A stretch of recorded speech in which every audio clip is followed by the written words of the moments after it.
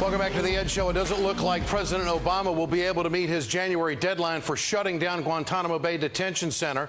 The big problem is what to do with the prisoners. So far, members of the Congress have strongly opposed sending them to any U.S. prisons. Out of about 240 detainees, around 90 have been approved for transfer to other countries. 40 more have been referred for prosecution. So that still leaves more than 100 detainees with nowhere to go. Joining me now live from Guantanamo Bay, former CIA officer Jack Rice. Jack, what can you tell us about the update of the numbers and what the plan is right now with those who are still at Guantanamo Bay?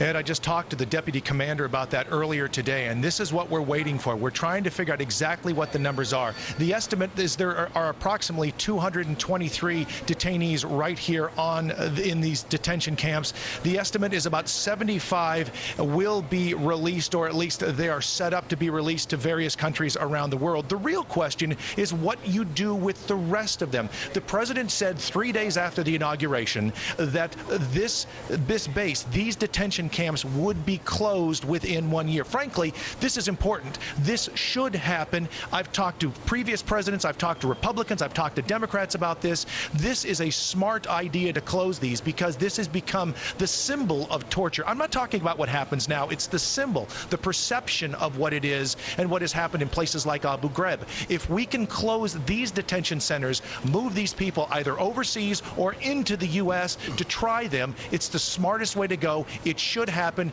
This president should push it. Jack, give us an idea of what the day-to-day operations are like. Be our eyes and ears. What's it like at Guantanamo Bay?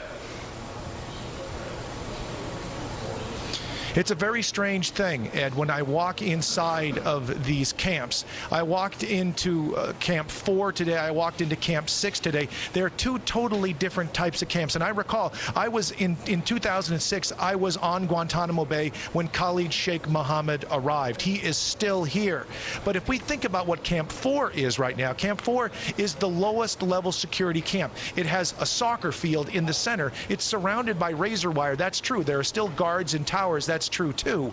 But again, they are not in isolation. They are essentially in areas where they sleep next to one another. They have access to TVs. They have access to newspapers. They can do a lot more. But the purpose is to try to motivate them to be compliant. That's the term that the U.S. government likes to use. But this is essentially, at least my perception, is this is the final step before they may be released. On the other hand, you go to Camp 6 and elsewhere, while there are various pods, it looks like a federal maximum security prison. There are pods where they still can be together if they so choose, but they can keep them in isolation. I haven't been able to get to some of these in the past, but there are still those out there, like Khalid Sheikh Mohammed. He's not rolling around in the general populace, let's face it. Jack Rice reporting for us tonight from Guantanamo Bay. Thanks so much, Jack.